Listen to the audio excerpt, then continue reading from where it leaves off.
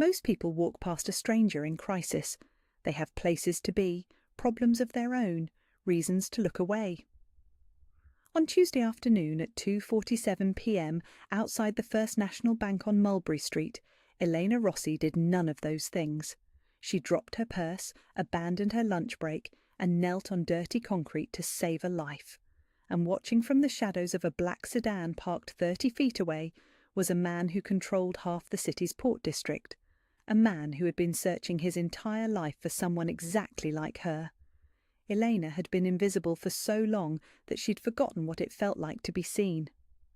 The lunch rush at Nonna's kitchen had ended 20 minutes ago, leaving her with aching feet, sauce stains on her yellow uniform, and exactly 15 minutes to grab a sandwich before the dinner prep started. She'd been working double shifts for 3 months straight, covering for Maria's medical appointments, covering for her own exhaustion, covering for the fact that her sister's leukemia treatments cost more than Elena made in 6 weeks. The manager, Tony Benedetto, barely looked up when she clocked out. "Back by 3:15, Rossi. We got a party of 12 coming in." Elena nodded, tucking a strand of dark hair behind her ear. She never complained. Complaints got you fired, and fired meant Maria's insurance lapsed, and Elena would die before she let that happen. The October air hit her like a physical blow after the restaurant's suffocating heat. She pulled her thin cardigan tighter, counting the crumpled bills in her apron pocket. Enough for a sandwich, maybe. The rent was due Thursday. Maria's prescription pickup was Friday. The math never worked, but somehow Eleanor always made it work. She was walking past the bank, thinking about whether she could stretch yesterday's leftover pasta into dinner for both of them, when she heard the thud. An elderly woman in an elegant navy coat had collapsed on the sidewalk. Not tripped, not stumbled, collapsed, her purse scattered across the concrete, pills spilling like pearls from a broken necklace. Her breathing was shallow, laboured, her lips tinged blue. People stepped around her. A businessman checked his watch and kept walking. 2 teenagers took photos.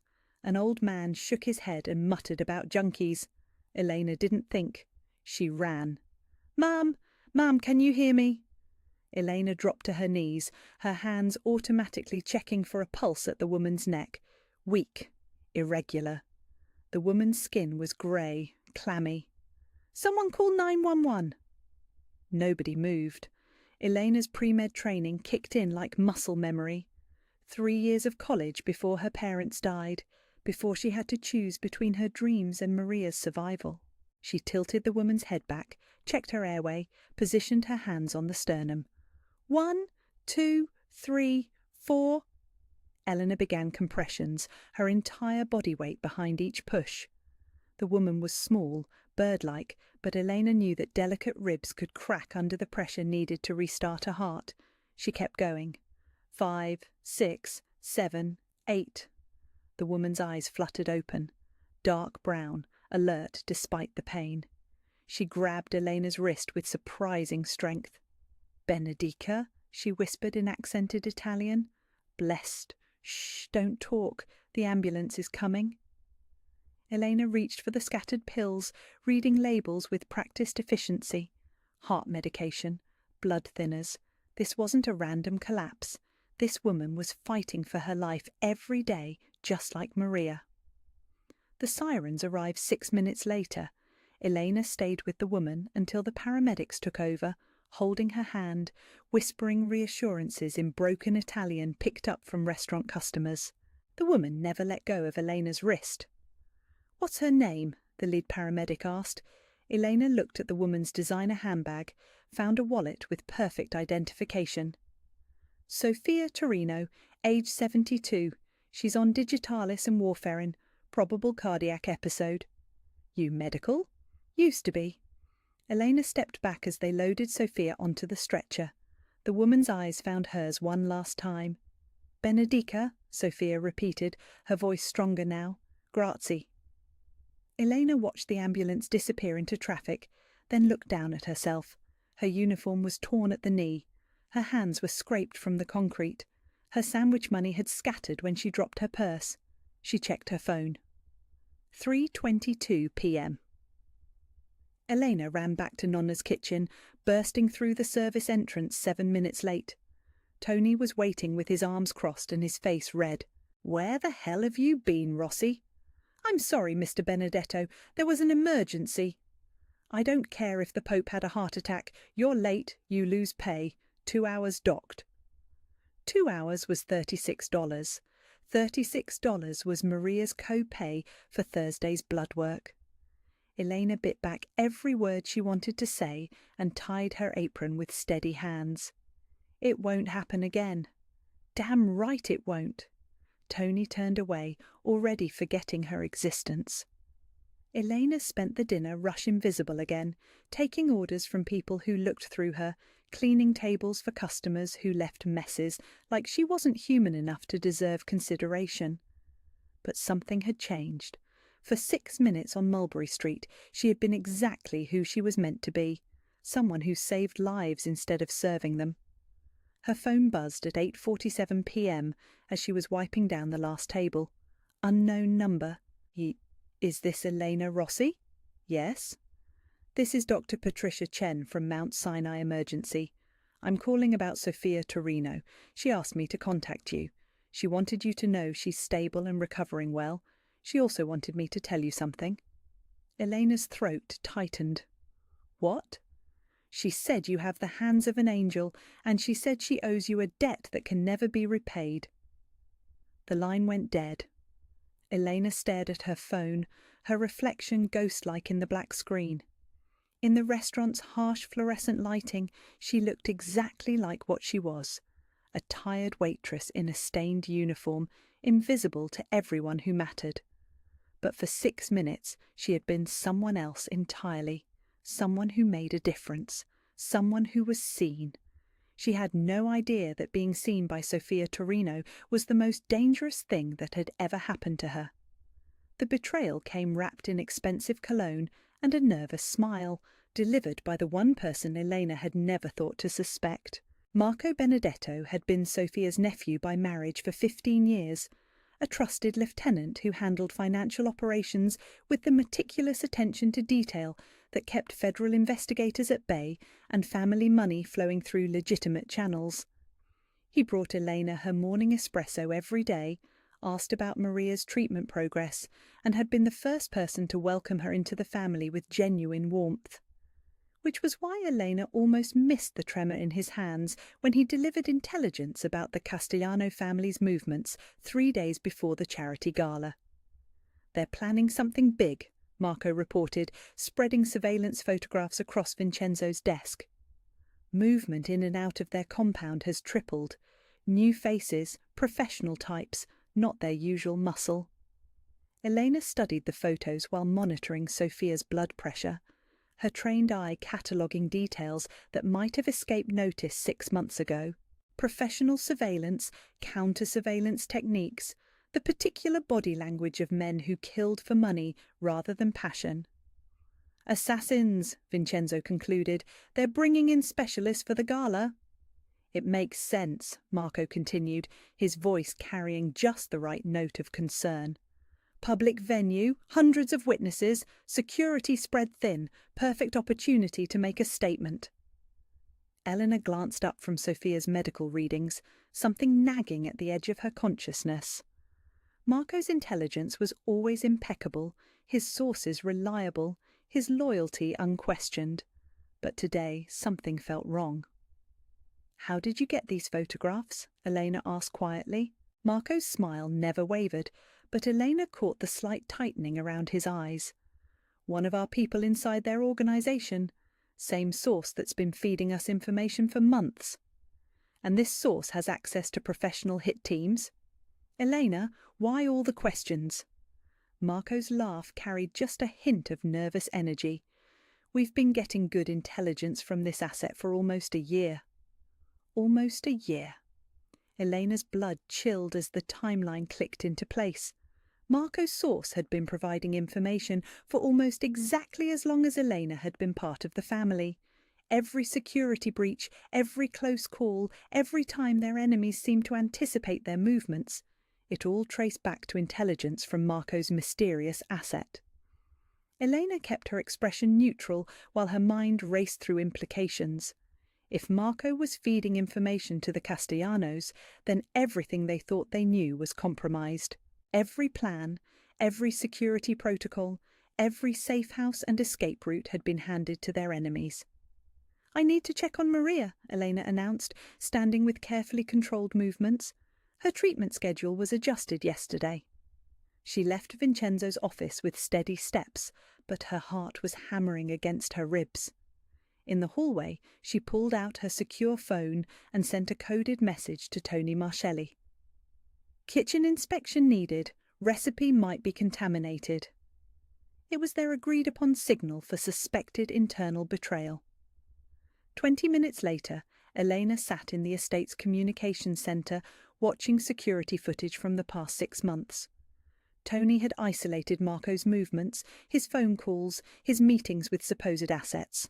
The pattern was clear once you knew what to look for. Every major security breach had been preceded by Marco's intelligence reports.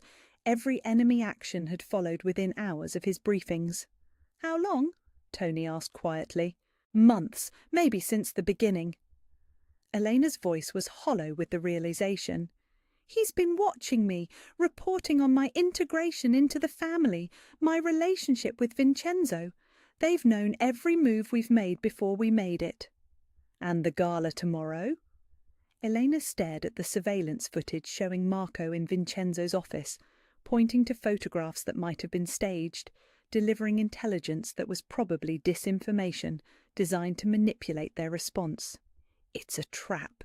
Everything Marco told us about their plans, it's what they want us to believe. They're not bringing in assassins for the gala. They're using our response to their fake intelligence to set us up for something else entirely." The weight of betrayal settled over Elena like a suffocating blanket. Marco had welcomed her into the family while selling information about her to their enemies. He had smiled and asked about Maria's health while planning ways to use her sister as leverage.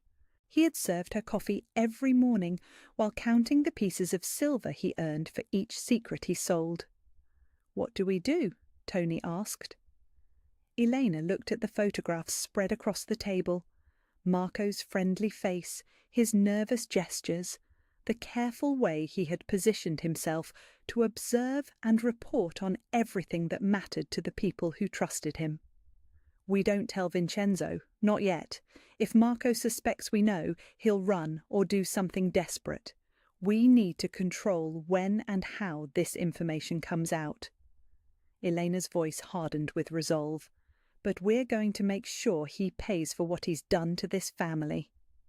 The charity gala was being held at the Metropolitan Museum of Art, 500 of New York's elite gathering to raise money for children's cancer research while conducting the kind of business that happened in shadowed corners between champagne toasts.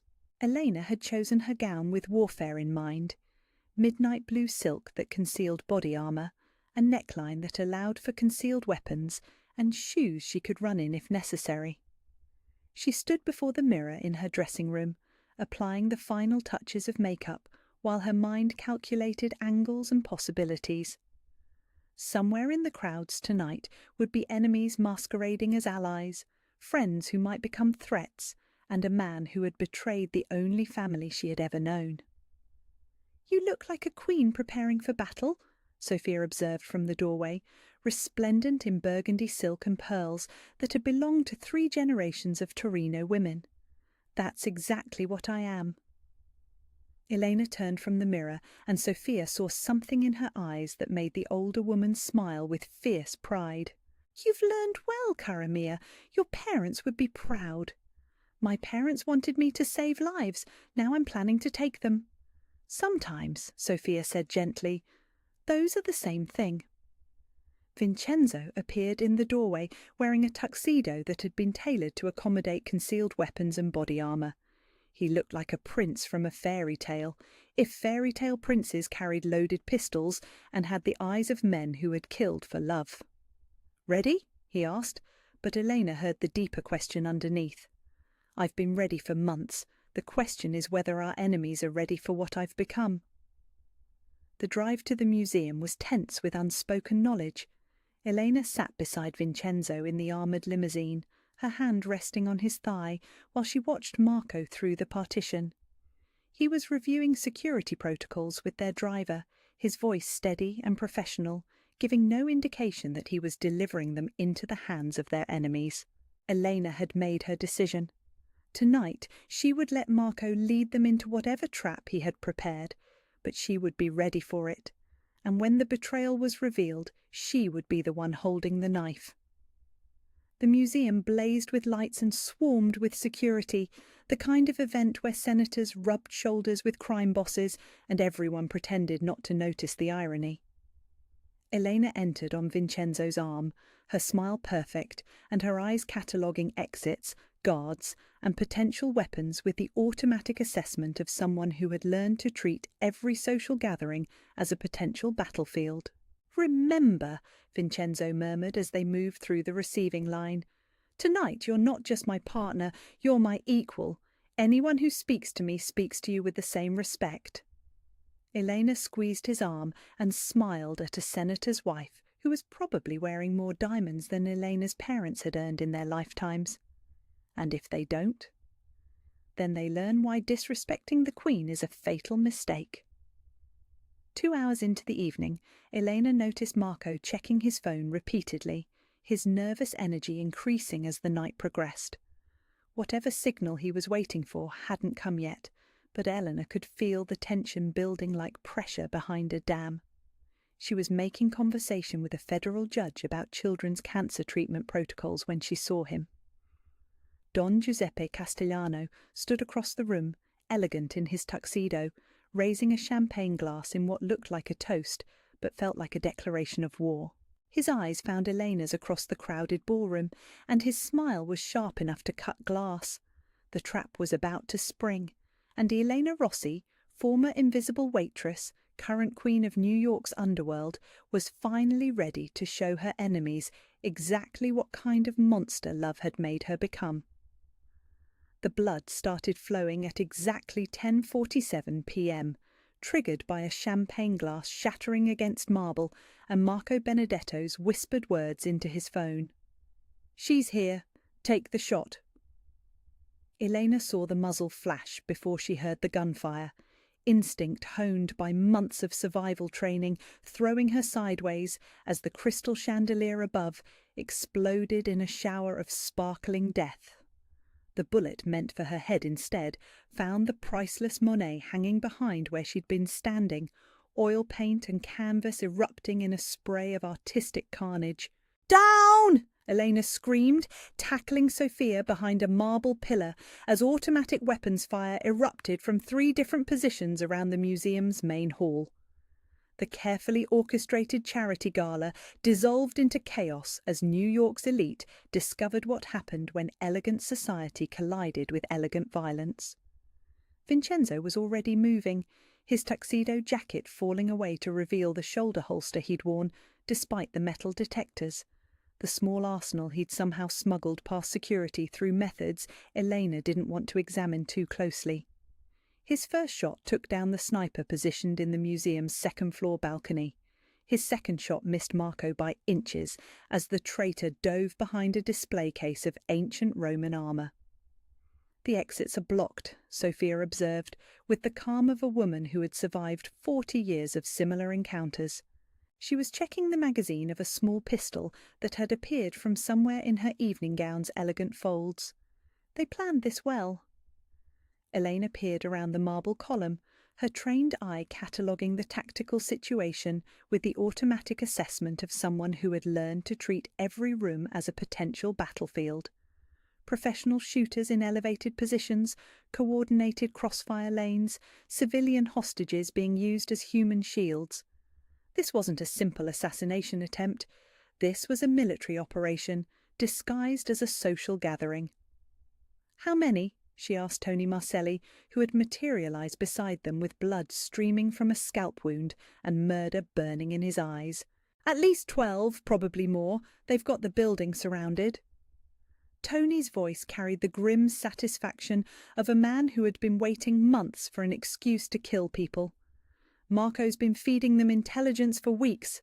They know every security protocol, every escape route, every weakness in our defences. Elena's blood turned to ice as the implications hit her. They know about Maria, the medical facility, the security detail, everything. Already handled, Vincenzo called out, pausing between shots to reload with the fluid efficiency of someone who had learned warfare before he learned to shave. I moved her this morning. Different facility, different security, different name. Marco's information is 12 hours out of date. Relief flooded through Elena, followed immediately by rage that burned hotter than anything she had ever experienced. These people had threatened her sister, betrayed her family, and turned a charity event for children with cancer into a killing ground.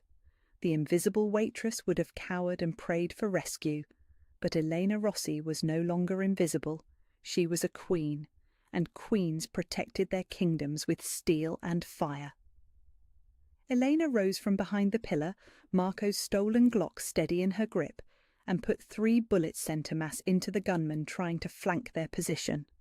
Her shots were precise, economical, deadly, the product of hours of training with Sophia and months of understanding that mercy was a luxury she could no longer afford. "Eleanor!" Vincenzo's voice carried warning and admiration in equal measure as she advanced across the battlefield that had been a ballroom, using museum displays as cover, while she systematically eliminated threats with the clinical precision of someone who had spent years learning to save lives and was now applying that knowledge to ending them. The ancient Greek statuary provided excellent concealment as Elena stalked her prey. She could hear Marco shouting orders in rapid Italian, coordinating his betrayal from behind a display of medieval weapons that had probably never seen violence this intimate. His voice carried panic now. Whatever plan he had orchestrated was collapsing under the weight of Elena's unexpected competence and Vincenzo's methodical counterattack. "You were supposed to be a weakness," Marco screamed across the museum hall, his words echoing off marble and mixing with gunfire and breaking glass. "You were supposed to make him vulnerable." Elena emerged from behind a statue of Athena, goddess of wisdom and warfare, and smiled with the kind of cold beauty that had inspired poets and terrified kings. "I did make him vulnerable," she called back, her voice carrying clearly over the sounds of elegant destruction. "I made him vulnerable to being loved, but you made a mistake, Marco. You assumed that made him weak." Her next shot shattered the display case Marco was hiding behind, sending medieval swords clattering across marble floors in a symphony of steel and shattered glass. He rolled away, reaching for a weapon, but Elena was already moving with the predatory grace Sophia had taught her during late-night combat lessons. "You sold out a family that treated you like a son," Elena continued, advancing step by step while Marco scrambled backward through debris from 1,000 years of human history. "You betrayed people who trusted you with their lives, their secrets, their children's futures." "It was business," Marco's voice cracked with desperation. "Nothing personal, just business. The Castellanos offered more money, better territory, protection for my own family." "Everything is personal, Marco. That's the first thing Sophia taught me." Elena's final shot took Marco centre chest, dropping him beside a case of illuminated manuscripts that would have explained the concept of betrayal in 12 different languages. He looked up at her with eyes that were already glazing over, blood bubbling from his lips as he tried to speak. "Tell me why," Elena said, kneeling beside the man who had served her coffee every morning while planning her family's destruction. "Tell me it was worth it." The Castellanos," Marco's voice was barely a whisper. "They promised my children would be safe if I helped them eliminate Vincenzo's weakness." "His weakness?" Elena's smile was sharp as winter wind. "Marco, you stupid, stupid man. I'm not Vincenzo's weakness. I'm his strength. I'm the reason he doesn't have to be a monster anymore, because I'm willing to be one for him." Marco died with that revelation in his eyes, the knowledge that his betrayal had not weakened the Torino family, but forged it into something harder and more dangerous than anything that had come before. The rest of the battle lasted 17 more minutes and left 12 bodies scattered among priceless artifacts and broken dreams. When the smoke cleared and the sirens wailed in the distance, Elena stood in the centre of the museum's main hall, wearing a torn evening gown and holding a smoking gun, surrounded by the wreckage of what had once been New York's most elegant social gathering. Vincenzo found her there, bleeding from a graze across his shoulder, his tuxedo shredded, but his eyes blazing with something that looked like pride and possession and desperate relief. "Are you hurt?" he asked, his hands framing her face, his thumbs brushing across cheekbones splattered with other people's blood. "No, Sophia." Alive, unhurt, currently explaining to the federal agents why all these bodies are clearly a case of self-defense against a terrorist attack on a charity function. Elena laughed, the sound echoing through the destroyed museum like silver bells in a graveyard. And they believe her? They believe that Don Giuseppe Castellano orchestrated an attack on American civilians at a children's cancer fundraiser. They believe that we defended ourselves with admirable restraint. They believe that Marco Benedetto was a tragic victim of the same violence he was trying to stop. And the truth? Vincenzo's smile was predatory and beautiful and completely devoted to the woman who had just killed 6 men to protect his family. The truth is that you saved us all. Again. Elena looked around the museum at the damage they had wrought. Bullet holes in Renaissance masterpieces, blood pooled beneath Greek statuary, medieval weapons scattered across floors where senators and crime bosses had danced together hours before. She thought about the invisible waitress who had knelt in the street to save an old woman's life 8 months ago, and realised that person felt like a character from someone else's story. "What happens now?" she asked. "Now we go home. We bury our dead, tend our wounded, and consolidate power over the territory the Castellanos just vacated through their own stupidity." Vincenzo pulled her against him, his lips finding hers in a kiss that tasted like gunpowder and victory and promises that would reshape the criminal landscape of the entire East Coast. When they broke apart, Elena saw her reflection in Vincenzo's eyes, no longer invisible, no longer apologetic for taking up space in a world that had tried to erase her. She saw a queen who had defended her kingdom with blood and bullets, who had proven that love was not a weakness, but the most dangerous weapon of all. "Take me home," she whispered against his lips. "You are home," Vincenzo replied. "You have been since the moment you chose to save my mother's life." As they walked through the wreckage toward the exit, Elena caught sight of herself in a shattered mirror, a woman in a torn designer gown, holding a smoking gun, surrounded by the bodies of men who had underestimated what love could make someone capable of becoming. She looked exactly like what she was, a queen who had just won her crown through fire and blood and was ready to rule the kingdom she had fought to protect. 6 months later, snow was falling on the city like a benediction, covering the scars of autumn's violence with winter's forgiving silence. Elena stood at the floor-to-ceiling windows of the penthouse that had become her home, watching the harbour where container ships moved like chess pieces across waters that now belonged entirely to the Torino family. She wore a cream silk dress that had been tailored to accommodate the small pistol she still carried, old habits from someone who had learned that peace was a luxury that required constant vigilance to maintain. But her hands were steady as she adjusted the strand of pearls that had belonged to 3 generations of Torino women, and her smile held the quiet confidence of a woman who had claimed her crown through fire and blood and found it fit perfectly. "Ready?" Vincenzo's voice carried warmth and pride and the particular satisfaction of a man who was about to marry his queen. Elena turned from the window, and Vincenzo felt his breath catch the same way it had 8 months ago when she'd first walked into his world. But now she moved with the fluid grace of someone who belonged in rooms where power was currency and loyalty was life itself. The invisible waitress was gone, replaced by a woman who commanded respect simply by existing. "I've been ready since the moment I chose to save your mother's life," Elena replied, adjusting his tie with fingers that had learned to be gentle after mastering violence. The question is whether New York is ready for what we've become. The Church of San Gennaro was packed with 500 guests who represented a careful balance of legitimate society and elegant criminality. Senators sat beside smugglers, federal judges shared pews with money launderers, and everyone pretended not to notice the irony of blessing a union that had been forged in gunfire and sealed with the blood of enemies. Sophia Torino sat in the front row wearing burgundy silk and the smile of a woman whose greatest gamble had paid dividends beyond her wildest calculations.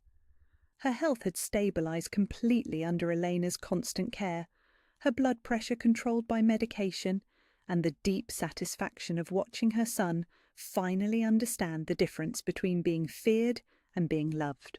"She looks like a queen," Sophia whispered to Tony Marcelli, who had traded his usual shoulder holster for formal wear, but couldn't quite hide the tactical awareness that came from 6 months of consolidating territory through strategic violence. "She is a queen," Tony replied, watching Elena glide down the aisle with the kind of contained power that made dangerous men step aside without conscious thought. "The city belongs to them now, all of it." Maria Rossi sat 3 rows back, healthy and radiant in her first remission in 3 years, wearing a bridesmaid's dress that cost more than her sister used to make in 6 months. She had never asked too many questions about Elena's new life. Some truths were better discovered gradually, but she understood that her sister had found something worth fighting for and had proven herself worthy of keeping it. Elena reached the altar where Vincenzo waited in a tuxedo that had been tailored to accommodate body armor and concealed weapons, because even on their wedding day they understood that love was the most dangerous thing they could choose to believe in. When he took her hands, she felt the calluses from weapons training, the small scars from battles fought to protect what mattered most. "Do you, Vincenzo Torino, take Elena Rossi to be your wife, your partner, your equal in all things?" "I do," Vincenzo said, his voice carrying clearly through the ancient church. "I take her as my queen, my strength, my reason for being better than the monster this world tried to make me." "And do you, Elena Rossi, take Vincenzo Torino to be your husband, your partner, your equal in all things?" Elena looked into Vincenzo's eyes and saw her own transformation reflected there. From invisible waitress to deadly queen, from someone who apologized for existing to someone who commanded respect through competence and love, and the absolute certainty that she would destroy anyone who threatened her family. "I do," she said. "I take him as my king, my choice, my reason for becoming someone worthy of a crown." The kiss that sealed their union tasted like victory and promises and the particular sweetness that came from choosing love over safety and finding that love had made them both more dangerous than they had ever imagined possible. As they walked back down the aisle, Elena caught sight of herself in the church's ancient mirrors, a woman in white silk and antique lace, wearing pearls that had survived wars and violence and the rise and fall of empires. She looked exactly like what she had become, a queen who had earned her crown through saving lives and taking them, who ruled through loyalty freely given rather than fear reluctantly offered. The reception was held at the Torino estate, where the ballroom had been transformed into something from a fairy tale, if fairy tales included discreet security teams and guests who carried diplomatic immunity alongside loaded weapons. Elena danced with senators and smugglers with equal grace, accepting congratulations from federal judges and territorial concessions from rival families with the serene confidence of someone who had learned that power was not about being feared, but about being irreplaceable. "Mrs. Torino," Don Salvatore Benedetto approached during the cocktail hour, his nephew's betrayal and death a ghost that haunted the space between them. "I wanted to offer my family's congratulations and our assurance of continued cooperation." "Thank you, Don Salvatore. I appreciate your loyalty to this family." Eleanor's voice carried warmth and steel in equal measure. I hope we can continue to work together for everyone's mutual benefit. You saved my life once. I have not forgotten that debt. And I have not forgotten that some debts can only be paid through consistent action." Elena's smile was diplomatic and deadly. "I look forward to seeing how you choose to honour that obligation." As the evening progressed, Elena moved through her wedding reception like a conductor orchestrating a symphony of power and loyalty. She accepted territorial maps from defeated enemies, negotiated trade agreements over champagne, and consolidated an empire that now stretched from the Canadian border to the Carolinas. But it was the quiet moment in the estate's kitchen that mattered most. The same kitchen where she had first felt truly seen, where Sophia had taught her that family was about choice rather than blood, where she had learned to transform from invisible servant to visible queen. "Regrets?" Vincenzo asked, finding her there as midnight approached, her wedding gown traded for a simple silk robe, her tiara set aside in favour of the comfortable intimacy of shared solitude. Elena considered the question while she prepared the herbal tea that had become their nightly ritual. 6 months ago she had been a waitress who dreamed of finishing medical school. Tonight she was the queen of New York's underworld, married to the most dangerous man on the East Coast, ruling an empire built on controlled violence and strategic compassion. "No regrets," she said finally, "just gratitude." "For what?" Eleanor handed him his tea, her fingers brushing against his with the casual intimacy of two people who had chosen each other despite every rational reason to run in opposite directions. "For the moment I decided to kneel in the street to help a stranger.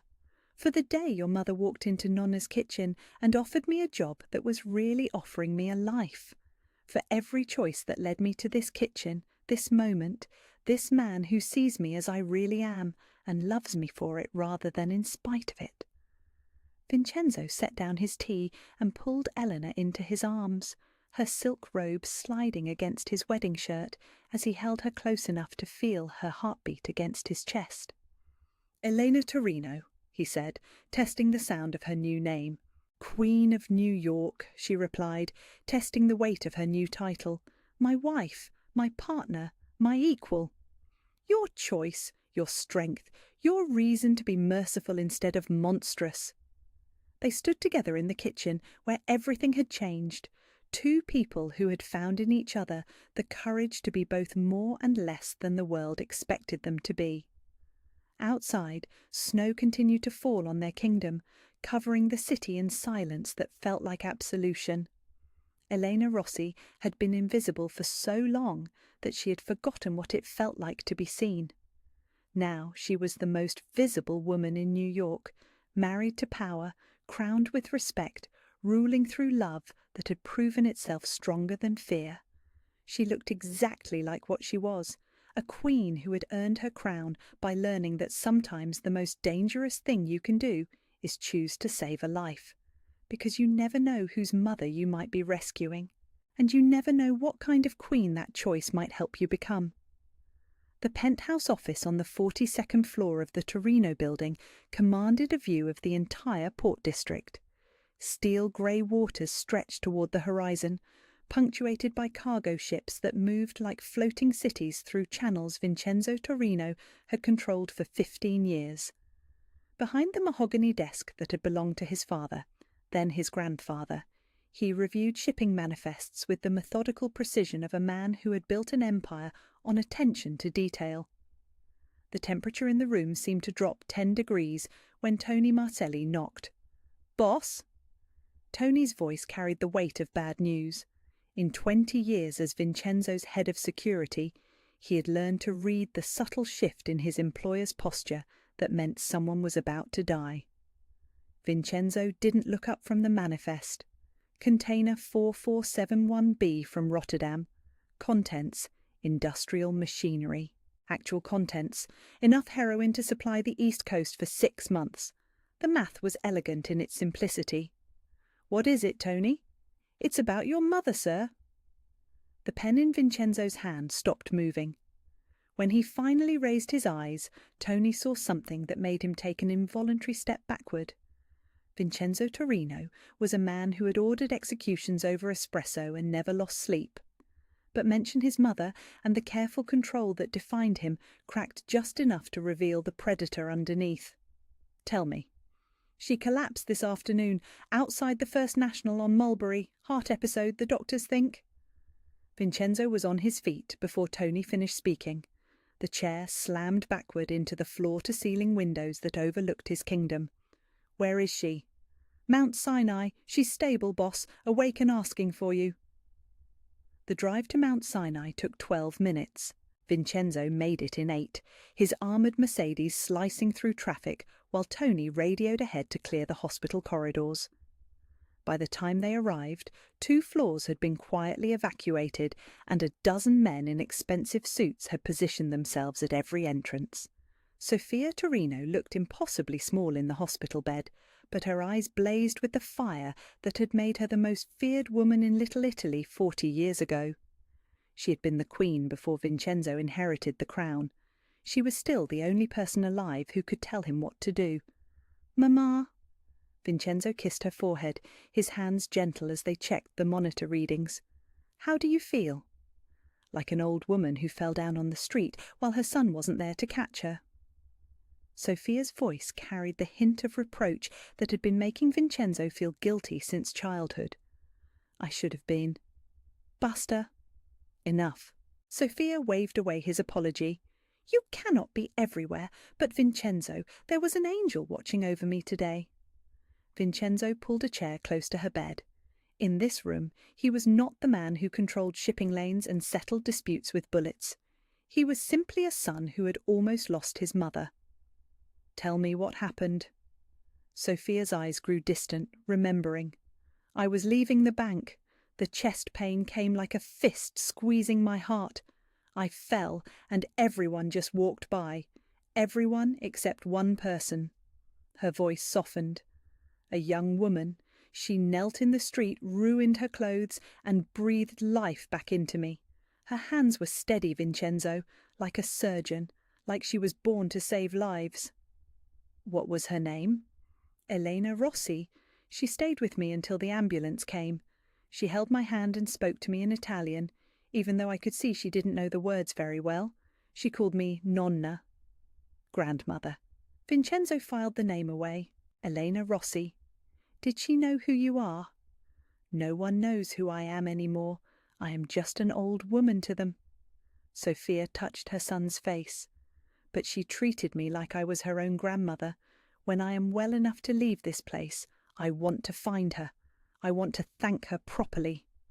Mamma, if she's a good person, maybe it's better if she stays away from our world." "Our world?" Sophia's laugh was sharp as winter wind. "Vincenzo, our world is built on loyalty. This girl showed more loyalty to a stranger in 6 minutes than some of our own family has shown in 6 years. I want to meet her. I'll find her. You'll find everything about her, her family, her troubles, her dreams, and then we will decide how to repay the debt." That evening, Tony delivered the initial report in the same penthouse office where Vincenzo had first learned of his mother's collapse. The view from the 42nd floor sparkled with city lights, but Vincenzo's attention was focused entirely on the folder in his hands. "Elena Rossi, 26 years old, works at Nonna's Kitchen on Bleecker Street, lives in a 1-bedroom walk-up in Queens with her younger sister." Tony paused. "Boss, there's more." "Keep going." 3 years pre-med at Columbia before her parents died in a car accident. Dropped out to take care of the sister, Maria, who was 16 at the time. Maria's been fighting leukemia for 2 years. Elena's been paying for the treatments by working doubles at the restaurant. Vincenzo studied the photograph clipped to the file. Elena Rossi looked exhausted, even in her DMV photo, but her eyes held a determination that reminded him of his mother. Dark hair, olive skin, the kind of beauty that got overlooked because she worked so hard to remain invisible. What else? Clean record, never been arrested, not even a parking ticket. Neighbours say she's quiet, keeps to herself, always helping people. The old lady in 3B says Elena brings her groceries twice a week. The super says Elena fixed his kid's broken arm once when they couldn't afford the emergency room. And the restaurant? Been there 4 years, never missed a shift until today when she was 7 minutes late coming back from lunch. Manager docked her pay for it. Vincenzo's fingers tightened on the folder. Elena Rossi had saved his mother's life and been punished for her kindness. The elegant cruelty of that fact appealed to his sense of justice. "There's something else, boss." Tony's voice carried a note Vincenzo had learned to recognize. Danger. "What?" "She's not as invisible as she thinks she is. My guy at the hospital says she knew exactly what medication your mother was taking just from reading the labels. She performed perfect CPR. She talked to the paramedics like she'd worked with them before." Tony met Vincenzo's eyes. "Boss, she's got medical training and she's broke enough to be desperate. That makes her either an asset or a threat." Vincenzo closed the folder and walked to the windows. 42 floors below, the city pulsed with life and death and all the business that happened in between. He had built his empire by understanding that everyone had a price and everyone had a weakness. The question was whether Elena Rossi could be bought or whether she would need to be eliminated. But she had saved his mother. That counted for something in Vincenzo's world. That counted for everything. "Set up surveillance. I want to know who she talks to, where she goes, what she needs. And Tony?" "Yes, boss?" "Make sure nothing happens to her. If Elena Rossi gets hurt while she's under our watch, you'll answer to my mother personally." Tony nodded and headed for the door, but Vincenzo's voice stopped him. "And find out everything about that manager who docked her pay. Everything." Alone in his office, Vincenzo returned to the folder, studying Elena's photograph in the city's reflected glow. His mother had called her an angel, but Vincenzo knew that angels were dangerous creatures. They made you want to be worthy of their attention. They made you remember what it felt like to have a soul. Elena Rossi had no idea that saving Sophia Torino's life had made her the most important person in the city. She had no idea that her invisible existence was about to become very visible indeed. In his world, that kind of visibility could save you or destroy you, sometimes both. The flowers arrived at Mount Sinai at exactly 8 a.m., 3 dozen white roses arranged with the precision of a military operation. The card was simple. "For the angel who saved me. S.T." But the nurses recognized the florist's signature. Only one family in the city sent arrangements from Benedetto and Sons, and everyone knew what that meant. Sophia Torino was not just any patient. She had been awake since dawn, dismissing the hospital chaplain, the social worker, and 3 different doctors who all wanted to discuss her support system and recovery planning. What she wanted to discuss was the young woman who had knelt in the street and breathed life back into her heart. "I need to find her," Sophia told Dr. Patricia Chen during morning rounds. "The woman who helped me, Elena Rossi." "Mrs. Torino, you should focus on your recovery, the stress of not thanking someone who saved my life." Sophia's voice carried the authority of a woman who had once run the most powerful criminal organization in the tri-state area. "Doctor, I am 72 years old. I have survived 3 heart attacks, 2 cancer scares, and 40 years married to a man who collected enemies like stamps. A little gratitude will not kill me." Dr. Chen made a note in Sophia's chart, but they both knew the conversation was over. When Sophia Torino made a decision, the universe rearranged itself accordingly. 20 blocks away, in the cramped security office of his import business, Vincenzo reviewed surveillance footage on a bank of monitors that cost more than most people's cars. The cameras had been watching Elena Rossi for 18 hours, and what they revealed was a masterpiece of invisible competence. "She leaves for work at 5:47 every morning," Tony reported, pointing to timestamp after timestamp. "Takes the 6:15 bus, arrives at the restaurant by 6:30, works until 3 p.m, takes 1 15-minute break, eats lunch standing up in the alley behind the kitchen." "What about after work?" "Grocery shopping twice a week. always buys generic brands, always counts her money twice before paying, visits her sister at the oncology clinic every Tuesday and Friday, goes to the library on Thursdays to use the free internet. Tony paused. Boss, she returned 15 books yesterday, all medical textbooks. Vincenzo leaned forward. Medical textbooks? Cardiac surgery, emergency medicine, pharmacology. The librarian says she's been checking them out for 2 years, always returns them on time. Tony handed him a printed list. She's basically giving herself a medical education 1 book at a time. The pieces clicked into place in Vincenzo's mind like tumblers in a lock. Elena Rossi wasn't just a waitress who happened to know CPR. She was a pre-med student who had never stopped learning, never stopped preparing for a life she'd been forced to abandon. The woman who saved his mother was qualified to be a doctor, but instead she was serving coffee to people who treated her like furniture. Keep going. Background check went deep, boss. Parents were Marco and Lucia Rossi, died in a drunk driver collision on the FDR Drive 8 years ago. Elena was 20, Maria was 16. Elena had a full scholarship to Columbia, 3.9 GPA, Dean's List every semester. And she dropped out. Day after the funeral, used her parents' life insurance to pay for Maria's care instead of finishing school. Been working 3 jobs ever since, the restaurant, weekend catering gigs, and she cleans offices on Sunday mornings. Vincenzo studied Elena's photograph again. In the surveillance shots, she looked different from the DMV photo. Older, more tired. But her posture remained straight, her movements efficient. Even exhausted, she carried herself with dignity. What about the sister's condition? Acute lymphoblastic leukemia, diagnosed 2 years ago at 18. She's been in remission twice, relapsed both times. Current treatment is experimental, not covered by insurance. Elena's been paying out of pocket. How much? Tony consulted his notes. 43,000 so far. Next round of treatment starts in 2 weeks. Another 18,000 up front. And Elena's savings? What savings? Boss, this girl is living paycheck to paycheck. Her rent's 3 months behind. She's got a stack of medical bills thicker than a phone book. And yesterday she got docked 2 hours' pay for being late. She's drowning.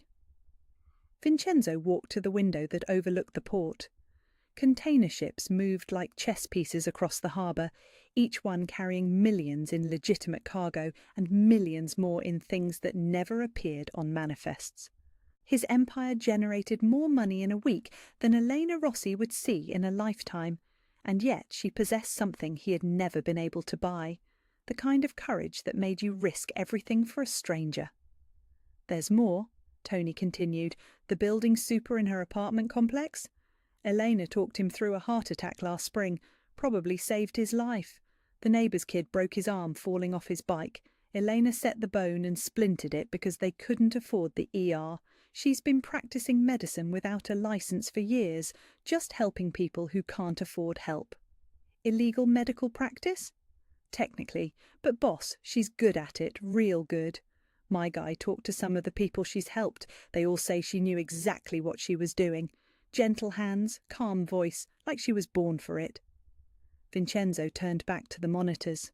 Elena was visible on 3 different screens, entering the restaurant, tying her apron, checking the prep station with methodical precision.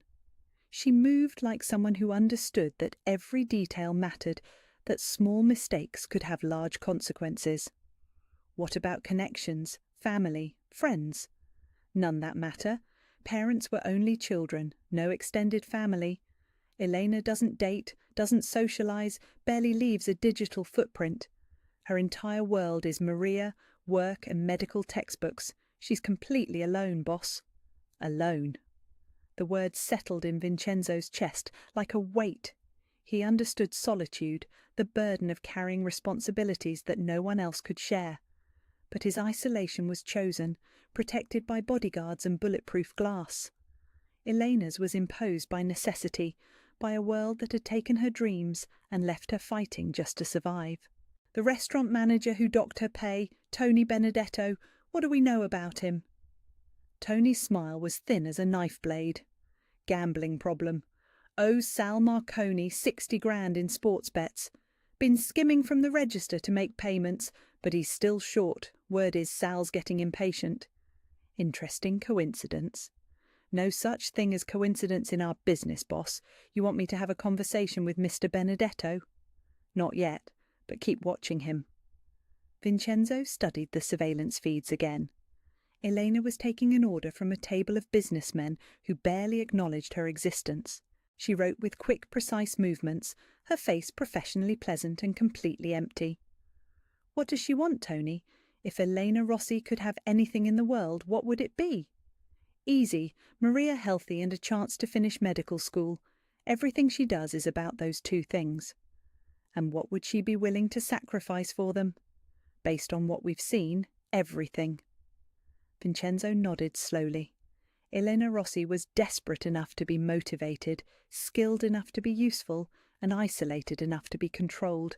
But she had also risked her livelihood to save a stranger, which suggested a moral compass that couldn't be bought or broken easily.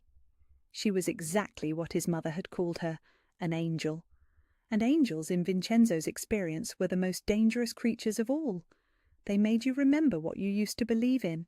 They made you want to be worthy of salvation. Set up the approach, he decided, but it goes through my mother. Sophia wants to thank Elena personally, so we arrange a meeting. Natural, innocent, grateful old woman rewarding a good deed. And then we see if angels can be tempted. That evening, as Elena cleaned tables at Nonna's kitchen and counted tips that wouldn't cover Maria's prescription copay, she had no idea that 15 people in 3 different buildings were studying her every movement. She didn't know that her financial records, medical history, and academic transcripts were spread across Vincenzo Torino's desk like battle plans. She didn't know that being good at saving lives had made her a person of interest to people who specialized in ending them. All she knew was that her hands were steady, her conscience was clear, and tomorrow she would get up and do it all again. Because that's what angels did. They kept fighting, even when no one was watching. Especially when no one was watching. But someone was always watching now. And in Vincenzo Torino's world, being seen was the first step toward being owned. Sophia Torino had been planning battles longer than Elena Rossi had been breathing. At 72, she understood that the most effective campaigns were fought not with bullets, but with kindness that felt accidental and generosity that seemed earned. Which was why, on Thursday morning at exactly 11:30 a.m., she instructed her driver to take her to Nonna's kitchen for lunch. "Are you sure about this, Mrs. Torino?" Vincent, her bodyguard, scanned the modest restaurant through bulletproof glass. "It's not exactly your usual environment." Sophia adjusted her pearls and checked her reflection in the window. She had chosen her outfit carefully, expensive but understated, elegant but not intimidating. The kind of clothes a wealthy widow might wear to lunch with her granddaughter. "Vincent, I survived 40 years married to a man who made enemies for breakfast. I think I can handle a plate of pasta." Elena was refilling salt shakers at table 6 when the black sedan pulled up outside. She barely glanced at it. Expensive cars stopped at Nonna's kitchen occasionally, usually lost tourists looking for authentic Italian food. She certainly didn't expect the small, elegant woman who stepped out to be someone she recognized. But the moment Sophia Torino walked through the door, Eleanor's world shifted. "Oh, my God!" Elena dropped the salt shaker, sending crystals scattering across the checkered tablecloth. "Mrs. Torino, what are you doing here?" Sophia's smile was warm as summer sunlight. "I came to find my angel." The lunch crowd at Nonna's kitchen was typical for a Thursday. Construction workers ordering pasta by the pound, office workers grabbing quick salads, regulars who knew the menu by heart. None of them paid attention to the small drama unfolding at table 12, where a waitress was staring at a customer like she'd seen a ghost. "Please, sit down," Sophia said gently. "I know you're working, but I hoped we could talk." Eleanor looked around frantically. Tony Benedetto was in his office, probably on the phone with bookies. The other servers were handling their sections. She had maybe 5 minutes before someone noticed she wasn't moving. Are you feeling all right? Your colour looks good, but you should be resting. Hospital discharge instructions usually recommend... Elena. Sophia's voice carried the authority of a woman accustomed to being obeyed. Sit. Elena sat. First, Sophia began, her hands folded primly over her purse, I want to thank you properly for what you did Tuesday. You saved my life. Anyone would have done the same thing. No. Sophia's voice was firm. They wouldn't. I lay on that sidewalk for 3 minutes before you stopped. 3 minutes while people walked around me like I was invisible, but you saw me. You knelt in the street and ruined your uniform and gave me back my heartbeat. That is not something anyone would do. Elena felt heat creep up her neck. Compliments made her uncomfortable, especially from someone who radiated the kind of quiet power that Sophia possessed. There was something about this woman that commanded attention, even in a room full of construction workers and office drones. I'm just glad you're okay. The paramedic said you're on medication for your heart. Digitalis and blood thinners, yes, you remembered the medications exactly. Sophia tilted her head, studying Elena with sharp brown eyes. You have medical training. It wasn't a question. Elena's throat tightened. Some, not enough to practice, just enough to help when I can. Tell me about your sister. The question hit Elena like a physical blow. She hadn't mentioned Maria to anyone at the hospital, hadn't given Sophia any reason to know she existed. I'm sorry. Maria, 20 years old, acute lymphoblastic leukemia, currently in her 3rd round of treatment at Mount Sinai Oncology. Sophia's voice was gentle, but Elena heard steel underneath. The same hospital where I spent 2 days wondering how to find the woman who saved me. Elena's hands began to shake. She pressed them flat against the table, fighting the urge to run. How do you know about my sister? Because I asked. Because when someone risks their job to save a stranger's life, I want to understand who they are and what drives them. Sophia reached across the table and covered Elena's trembling hands with her own. Because angels are rare in this world, and I wanted to make sure you were real. The silence stretched between them, heavy with implications Elena didn't fully understand. Around them, Nonna's kitchen continued its usual chaos, orders being shouted, plates clattering, the eternal dance of service industry survival. But at table 12, 2 women sat in a bubble of tension that felt like the moment before lightning strikes. What do you want from me? Elena whispered. I want to offer you something. Sophia opened her purse and withdrew a small white card. My son runs a family business, import and export, very successful, very traditional. We often host dinners for clients and associates, important people who require a certain level of sophistication. Elena stared at the card. The name Torino Enterprises was embossed in gold letters that probably cost more than her monthly rent. I don't understand. We need someone to manage our household staff during these events, someone with grace under pressure, someone who understands the importance of discretion, someone with medical knowledge in case our elderly guests have health issues. Sophia's smile was warm but calculating. Someone exactly like you. I'm not qualified to... You performed perfect CPR on a busy street while people took pictures with their phones. You diagnosed my medication regimen from scattered pill bottles. You stayed calm when paramedics were asking questions you couldn't answer. Sophia leaned forward, her voice dropping to barely above a whisper. Elena, you are the most qualified person I've met in years. Elena looked around the restaurant again. Tony Benedetto had emerged from his office and was scanning the dining room with the paranoid intensity of a man who owed money to dangerous people. 3 tables needed clearing. The coffee machine was making that grinding noise that meant it needed cleaning again. This job, Elena said carefully, what would it involve exactly? Coordinating meals, supervising service, ensuring our guests are comfortable. Some of our older clients have dietary restrictions or take medications that could interact badly with certain foods. We need someone who can handle medical emergencies if they arise. Sophia paused. The pay would be $1,500 per event. usually 2 or 3 events per month. Elena's mental math hit her like a freight train. $4,000 a month, enough to cover Maria's treatments with money left over for rent, food, a life that didn't require choosing between groceries and prescription co-pays. That's too much money for party planning. It's exactly the right amount of money for what we're asking. Sophia's eyes held Elena's steadily. This is a family business, Elena. We value loyalty, discretion, and competence above all else. People who demonstrate those qualities are rewarded accordingly. And if I don't have those qualities, then you wouldn't have saved my life. Elena stared at the card in her hands.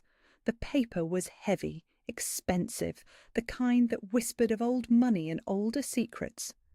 She thought about Maria, pale and exhausted after her last chemo session. She thought about the stack of medical bills on her kitchen table, the notices from the landlord, the careful calculations that never quite added up. She thought about the construction worker at table 3 who had grabbed her wrist when she brought his order and made a comment about how she could earn better tips in a different kind of establishment. She thought about Tony Benedetto, who treated her like she was invisible until he needed someone to blame for his own failures. "There's something you're not telling me," Elena said. "There are many things I'm not telling you. The question is whether you trust me enough to learn them gradually, or whether you prefer the certainty of struggle to the uncertainty of opportunity." Elena looked up from the card to find Sophia watching her, with eyes that had seen decades of difficult decisions. There was kindness there, but also a hardness that spoke of choices made in rooms where mercy was a luxury few could afford. "When would I start?" "We're hosting a dinner this Saturday. Family and close associates. Nothing too formal, but important enough that we need everything to be perfect." Sophia's smile was almost maternal. "Consider it an interview." "And if I'm not suitable?" "Then you return to your life here with my gratitude and a small gift to help with your sister's medical expenses. No obligation, no expectations." Eleanor looked around Nonna's kitchen one more time. The cracked vinyl booths, the flickering fluorescent lights, the smell of industrial cleaning products mixed with tomato sauce. The life she had built from necessity rather than choice. "I'll need to arrange coverage for my shifts here." "Already handled. I spoke with Mr. Benedetto earlier. He's agreed to give you the weekend off." Elena's blood chilled. Sophia had orchestrated this entire meeting, planned every detail, anticipated every objection. This wasn't a chance encounter or a spontaneous offer. This was a recruitment. Why me, really? Sophia reached across the table and touched Elena's face, the gesture tender and terrifying. "Because you have the steady hands of a surgeon and the brave heart of a saint. Because you saved my life without asking for anything in return. Because in a world full of people who look away from suffering, you run toward it." She stood, leaving a $50 bill on the table for a meal she hadn't ordered. "Because you're exactly what my family needs, and I think we might be exactly what you need too." Sophia walked toward the door, then paused and turned back. "Oh, and Elena, wear something nice Saturday night. First impressions matter, especially in my son's world." The door closed behind her with the soft chime of brass bells. Elena sat alone at table 12, staring at the business card that felt like either salvation or damnation in her trembling hands. She had no idea that 20 feet away, behind the tinted windows of a black sedan, Vincenzo Torino was watching her face and learning everything he needed to know about the woman who had just agreed to enter his world. The hunt was over. The real game was about to begin. The Torino family estate sat behind wrought iron gates that looked like they could stop a small army. As Elena's taxi wound up the circular driveway Saturday evening, she counted security cameras, motion sensors, and men in expensive suits who tried too hard to look like landscapers. This wasn't a family business. This was a fortress. She had spent 3 days researching Torino enterprises online, finding nothing but legitimate shipping manifests and charitable donations.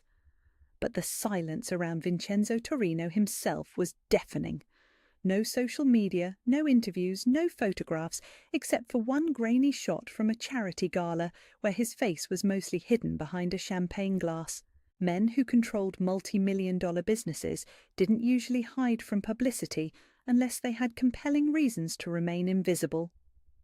Elena smoothed her dress, the only professional outfit she owned, a black sheath from Target that she'd worn to her parents' funeral 8 years ago. It felt appropriate for what might be another kind of ending. The front door opened before she could ring the bell. Sophia Torino stood framed in golden light, wearing a burgundy silk dress that probably cost more than Elena's annual rent.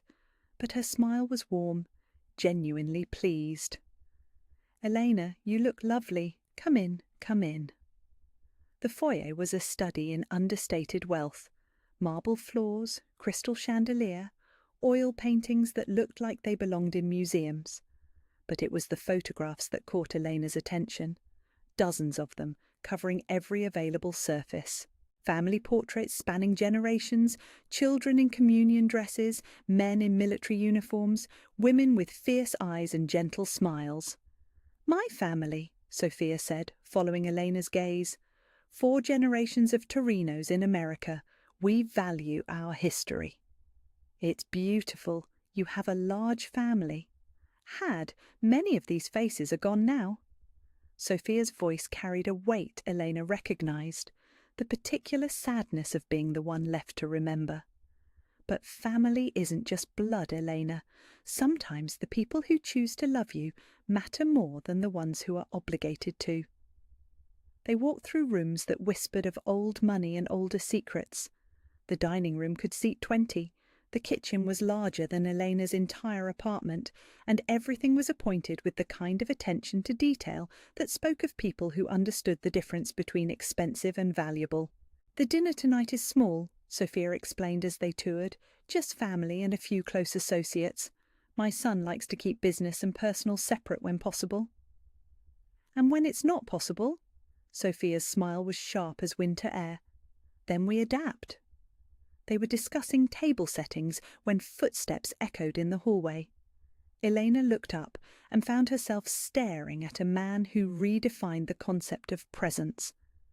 Vincenzo Torino was tall, broad-shouldered, wearing a charcoal grey suit that fit like it had been sewn onto his body. His hair was black with silver at the temples, his eyes the colour of dark coffee, and when he looked at Elena, she felt like he could see straight through to her soul. This was not a man who ran a simple import business. "Mama, you didn't tell me our new household manager had arrived." His voice was deep, controlled, with the faint trace of an accent that suggested he'd learned English as a second language. "Vincenzo, this is Elena Rossi. Elena, my son." Elena extended her hand automatically, then nearly gasped when Vincenzo took it. His fingers were warm, calloused, scarred along the knuckles. These were hands that had done violence, but his touch was gentle as he lifted her hand to his lips and pressed a brief, formal kiss to her knuckles. "Miss Rossi, my mother tells me you saved her life. I helped when I could. Anyone would have done the same." "No," Vincenzo said, his eyes never leaving hers. "They wouldn't have." The air between them crackled with something Eleanor didn't want to name. She pulled her hand back slowly, conscious that Sophia was watching the interaction with calculating eyes. "Your mother has explained the position. I understand you need someone to coordinate household staff during business dinners." "Among other things." Vincenzo moved closer, close enough that Elena could smell his cologne, something expensive and masculine that made her pulse quicken. "Tell me, Miss Rossi, what do you know about discretion?" "I know that some conversations aren't meant to be repeated. And loyalty? I know the difference between earning it and demanding it." Vincenzo's smile was slow, predatory. "And medical emergencies? I know how to recognize them, treat them, and when to call for help that's better qualified than I am." "Interesting." Vincenzo glanced at his mother, some silent communication passing between them. "What did you think when you researched my family's business?" Elena had been expecting this question. I think you're successful enough to afford discretion, powerful enough to demand loyalty, and careful enough to need both. And that doesn't concern you?" Elena looked around the room, at the paintings that cost more than most people made in a decade, at the security cameras hidden in the crown moulding, at Sophia, who watched like a chess master, calculating moves 3 steps ahead. She thought about Maria, pale and exhausted in her hospital bed. She thought about the stack of medical bills that grew larger every month. She thought about Tony Benedetto and his wandering hands, and the life of invisible servitude that stretched ahead of her like a prison sentence. "Mr. Torino, I'm 26 years old, and I've been taking care of myself and my sister since I was 18.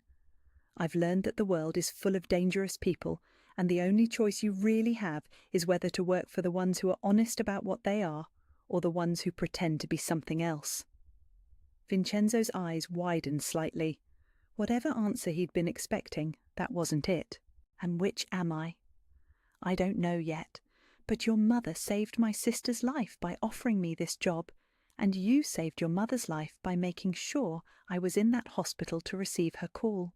So far, you've been honest about what you needed and fair about what you offered." Elena met his gaze steadily. "I can work with honest and fair." The silence that followed was heavy, suffocating.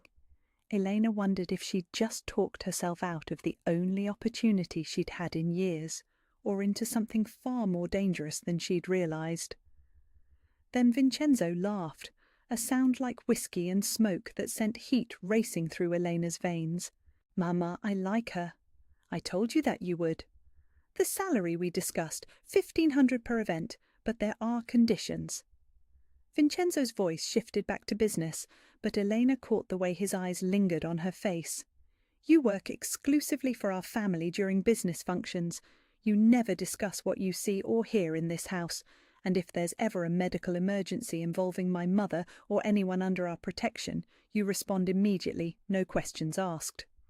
"Agreed, but I have conditions too." Vincenzo raised an eyebrow. "Such as?"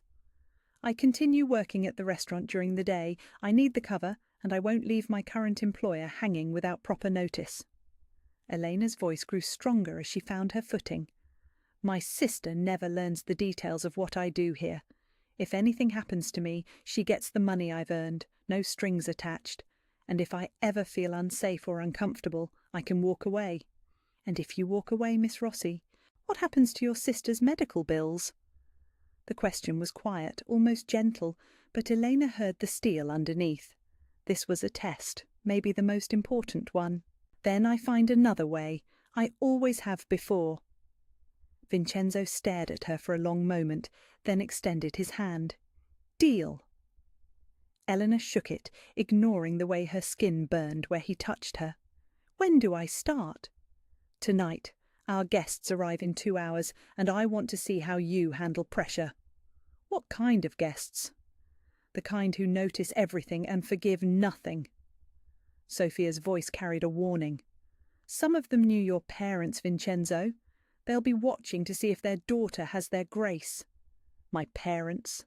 They died when I was very young," Vincenzo said quietly. "Car accident. I was raised by my mother and her family." Elena's throat tightened. "I'm sorry. I know what that's like." For a moment, the careful mask slipped from Vincenzo's face, revealing something raw and honest underneath. "Yes, I imagine you do." The connection between them was immediate, electric. Two people who had learned too young that the world could take everything away without warning, who had built their lives around protecting what remained. "The guests tonight," Sophia interjected, breaking the spell, "include my late husband's cousins, some business associates, and a family from Philadelphia who are considering a partnership. They're testing us as much as we're testing them." "Testing for what?" "Strength, loyalty, the ability to maintain traditions while adapting to change." Sophia's smile was maternal and terrifying. "In other words, Elena, they're testing to see if Vincenzo has chosen his people wisely." Elena looked between Sophia and Vincenzo, understanding finally settling over her like a cold blanket. This wasn't just a job interview. This was an audition for something much larger and more dangerous than household management. "And if I pass, then you become family," Vincenzo said simply, "and we protect family. And if I fail, then you return to your life with our gratitude and enough money to cover your sister's next treatment. No harm, no foul." Elena studied Vincenzo's face, looking for lies or threats or the kind of barely controlled violence she'd learned to recognize in dangerous men. Instead, she saw something that scared her more than aggression, genuine interest. He wasn't trying to intimidate or manipulate her. He was trying to recruit her.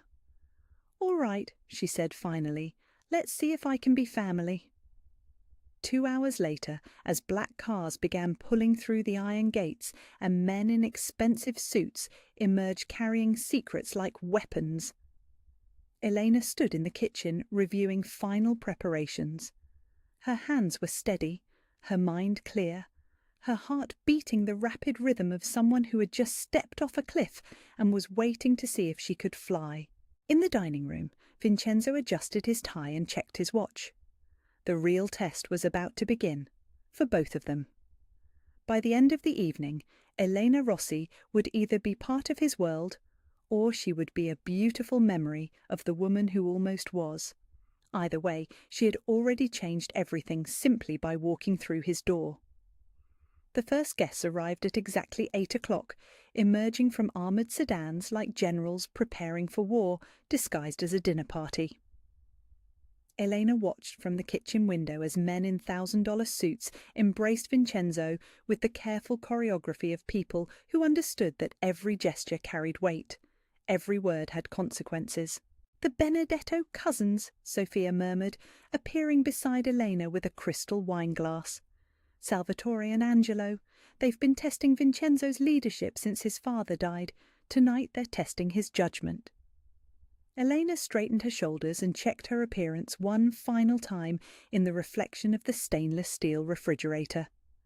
The black dress that had seemed appropriate now felt inadequate, but Sophia had assured her that elegance was about bearing, not price tags. "What should I know about them? They're old school. They believe women should be ornamental and silent. They will try to dismiss you, ignore you, treat you as invisible." Sophia's smile was sharp as a blade. "Do not let them." The dining room had been transformed into something from a Renaissance painting. Crystal glasses caught the light from the antique chandelier, gold-rimmed plates gleamed against ivory linens, and arrangements of white roses perfumed the air with subtle elegance. Elena had supervised every detail, from the positioning of the water glasses to the temperature of the wine, and now she stood ready to conduct an orchestra she'd never seen before. She didn't flinch when the first crisis emerged before the appetizers were served. "The shrimp," Salvatore Benedetto announced loudly, his face reddening as he pushed his chair back from the table. "There's something wrong with the shrimp." Elena was moving before anyone else could react, crossing the dining room with the swift efficiency of someone who'd spent years managing restaurant disasters. She didn't see the way Vincenzo's eyes tracked her movement, or how Sophia hid a smile behind her wineglass. "Mr. Benedetto, what seems to be the problem?" "The problem," Salvatore snarled, "is that I'm allergic to shellfish, and some incompetent—" He didn't finish the sentence. His face was swelling, his breathing becoming laboured, his lips turning blue. Elena recognised anaphylaxis immediately. She'd seen it twice at the restaurant, both times nearly fatal. "Everyone step back," Elena commanded, her voice cutting through the dinner party chatter like a scalpel. She knelt beside Salvatore's chair, checking his pulse, observing his airway. "Mr. Torino, do you have an emergency medical kit in the house?" "Upstairs bathroom medicine cabinet," Vincenzo replied, already moving. "Sophia, call 911. Tell them we have a severe allergic reaction, possible anaphylaxis, and we need an ambulance." Elena's hands were steady as she loosened Salvatore's tie, tilted his head to keep his airway clear. "Can you hear me, Mr. Benedetto? I need you to try to stay calm." The man who had been dismissing her 30 seconds earlier now clung to her hand like a lifeline. Elena had dealt with cardiac episodes, broken bones, and diabetic emergencies, but anaphylaxis was a race against time that could end in death within minutes. Vincenzo returned with the medical kit just as Salvatore's breathing became critically laboured. Elena found what she was looking for immediately, an EpiPen, probably kept for Sophia's heart medication routine. She didn't hesitate. "This is going to hurt, but it's going to save your life." Elena administered the epinephrine injection with the precision of an ER doctor, then immediately began monitoring Salvatore's vitals. Within seconds his breathing began to ease. The swelling in his face started to recede. "Better?" Elena asked, still holding his wrist to monitor his pulse. Salvatore nodded weakly, his eyes wide with the particular terror of someone who had just brushed against death and lived to tell about it. The paramedics arrived 12 minutes later, but Elena had already stabilized the situation. As they loaded Salvatore onto a stretcher, he grabbed Elena's hand one more time. "Thank you," he whispered. "I owe you my life." Elena squeezed his fingers gently. "Just take better care of yourself, okay?" The dinner party could have ended there, dissolved into chaos and emergency room visits. Instead, Elena returned to the kitchen, washed her hands, and calmly instructed the staff to remove the seafood course and serve the next dish. By the time she returned to the dining room, the crisis had been transformed into something else entirely, a demonstration of competence under pressure that had impressed everyone present. "Ladies and gentlemen," Vincenzo said, raising his wine glass, "to Elena Rossi, who just saved a man's life before the second course." The toast was echoed around the table, but Eleanor noticed that the quality of attention had changed. The men who had barely acknowledged her presence now watched her with respect, curiosity, and in some cases, something that looked like calculation. She had passed the first test by succeeding spectacularly at the second. "How did you know about the EpiPen?" asked Angelo Benedetto, Salvatore's younger brother. "Medical training. And anyone with serious allergies should carry emergency medication." Elena met his gaze steadily.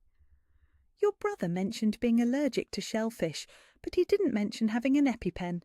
In the future, he might want to consider wearing a medical alert bracelet." "And where exactly did you receive this medical training?" Elena recognized the challenge in his voice. These men were testing her story, looking for inconsistencies or lies. "Columbia University, pre-med program. I didn't finish my degree, but I kept studying." "Why didn't you finish?" "My parents died. I had other priorities." The simple answer carried more weight than a lengthy explanation. Around the table she saw nods of understanding from men who had all made sacrifices for family obligations. The conversation moved on, but Elena noticed that she was now included in it rather than invisible beside it. When the Philadelphia family asked about business security protocols, Vincenzo glanced at Elena before answering. When Sophia mentioned plans for a charity fundraiser, she directly asked Elena's opinion about logistics. The subtle choreography of power had shifted to include her as a participant rather than a servant. By the time dessert was served, a tiramisu that Elena had personally inspected to ensure it contained no allergens, she had fielded questions about everything from medical emergency procedures to wine pairings to the proper protocol for handling difficult clients. She answered each query with confidence, drawing on knowledge accumulated through years of invisible observation and desperate study. "You have an interesting background, Miss Rossi," observed Don Giuseppe Castellano, the patriarch of the Philadelphia family. His voice carried the weight of old authority and older suspicions. Restaurant service, medical training, event coordination, a very versatile skill set. "I've learned that survival requires adaptability," Elena replied, "and that helping people is usually more valuable than impressing them." "And loyalty? How do you define loyalty, Miss Rossi?" Elena glanced at Vincenzo, who was watching the exchange with the intensity of a predator evaluating a threat. This question mattered more than the others, carried implications she was only beginning to understand. "I think loyalty is earned through consistent action, not demanded through fear. I think it's something you give to people who would sacrifice for you the same way you'd sacrifice for them. And I think it's measured not by what you're willing to do when people are watching, but by what you do when no one is." Don Castellano smiled for the first time all evening. Wise words from someone so young. I had good teachers. Life has a way of educating you quickly when the stakes are high. As the evening wound down and guests began departing with handshakes and promises to speak soon about the partnership, Elena supervised the staff in cleaning the dining room. She was stacking plates when Vincenzo appeared beside her, close enough that she could feel the heat from his body. "You did well tonight," he said quietly. "I did my job. You saved a man's life, impressed 3 of the most sceptical people I know, and managed a crisis without breaking composure. That's considerably more than the job description." Eleanor looked up at him, noting the way his shirt sleeves were rolled up, revealing muscular forearms marked with small scars. Everything about Vincenzo Torino suggested controlled violence, but his voice when he spoke to her was gentle as silk. "Your mother told me that family isn't just blood. Tonight I think I started to understand what she meant." "And what do you think now?" Eleanor considered the question while she wiped down crystal glasses that cost more than her monthly salary. She thought about Salvatore Benedetto, who had dismissed her as incompetent and then clung to her hand when she saved his life. She thought about the careful dance of power and respect she'd witnessed, the way dangerous men had treated her as an equal once she'd proven her worth.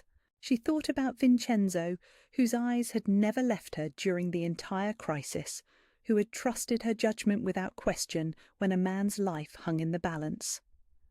"I think your family is about to get more interesting," she said finally. Vincenzo's laugh was low, intimate, the sound of a man who had found something he hadn't known he was looking for. "Elena Rossi," he said, "you have no idea." As she gathered the last of the dishes, Elena caught her reflection in the dining room windows. The same black dress, the same face, but something fundamental had changed. She no longer looked like a waitress playing dress-up. She looked like a woman who belonged in rooms where power was currency and loyalty was life itself. Tomorrow she would return to Nonna's kitchen and serve coffee to customers who treated her like furniture. But tonight she had saved a man's life and earned a place at a table where her voice mattered, her skills were valued, and her presence commanded respect. Tonight Elena Rossi had stopped being invisible, and in Vincenzo Torino's world, being seen was the first step toward being chosen.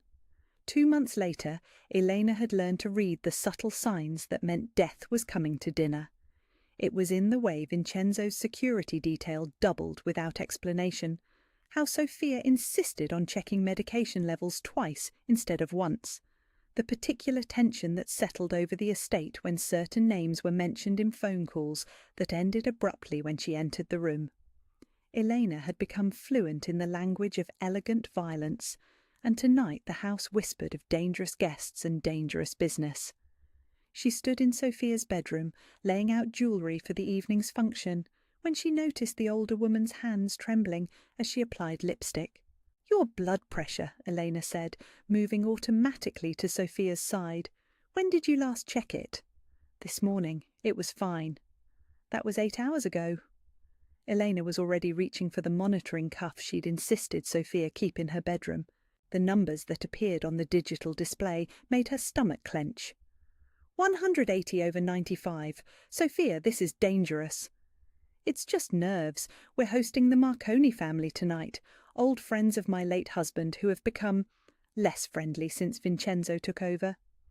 Elena wrapped the blood pressure cuff carefully, her mind already calculating dosage adjustments. "You need to take an extra dose of your medication, and I need you to promise me you'll stay seated during dinner service. No getting up to check on the kitchen, no supervising the staff." "Eleanor, I cannot appear weak in front of—" "You cannot appear dead either." Eleanor's voice carried the authority of someone who had spent years keeping people alive against their own instincts. "Sophia, I've seen what happens when blood pressure spikes like this. Stroke, heart attack, aneurysm. You want to protect Vincenzo? Stay alive to do it. Sophia studied Elena's face in the vanity mirror, then nodded slowly. Very well, but if anything goes wrong tonight, if anyone disrespects this family and my home, then you'll handle it tomorrow when your blood pressure isn't trying to kill you. Eleanor had been managing the Torino household for 8 weeks, and the transformation had been gradual but complete. Her days began at dawn with Sophia's medical check, continued through breakfast preparation and security briefings, then shifted to Nonna's kitchen, where she maintained her cover as a waitress until afternoon. Evenings belonged to the family business, dinners with associates, meetings with lawyers, late-night kitchen conversations where Sophia shared stories about the old days and Vincenzo planned strategies for the new ones. She had her own room now in the estate's guest wing, her own key to the security system, her own place at the family table. The transformation from invisible servant to visible guardian had happened so naturally that Elena sometimes forgot she'd ever been anyone else. Tonight felt different, heavier. The staff moved with unusual precision. The security team checked weapons with extra care, and Vincenzo himself had spent the afternoon in his office making calls in rapid Italian that Elena's improving language skills couldn't fully decode. She was arranging flowers in the main hallway when she heard footsteps on the marble stairs. Vincenzo descended from his office like a prince preparing for war, wearing a black suit that emphasized the breadth of his shoulders and the predatory grace of his movement. But it was his face that made Elena's breath catch. The careful mask he usually wore had slipped enough to reveal exhaustion, concern, and something that looked like loneliness. "You look tired," Elena said, the observation slipping out before she could stop it. Vincenzo paused at the bottom of the stairs, close enough that she could see the fine lines around his eyes, the shadow of beard stubble he'd missed while shaving. Occupational hazard. "When was the last time you slept more than 4 hours?